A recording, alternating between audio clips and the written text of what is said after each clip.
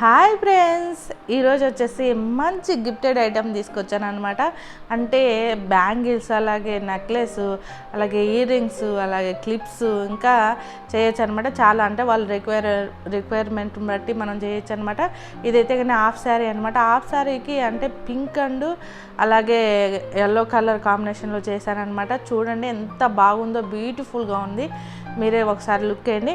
అవి ఎలా అంటే ఏంటేంటి అనేది చెప్తాను. ఇవైతే కానీ లోటస్ బ్యాంగిల్స్ అనమాట. చాలా అంటే చాలా బాగా సెట్ అయిపోయింది. దానికైతే కానీ లుక్ అయితే సూపర్గా అదిరింది. నాకైతే భలే నచ్చింది అనమాట.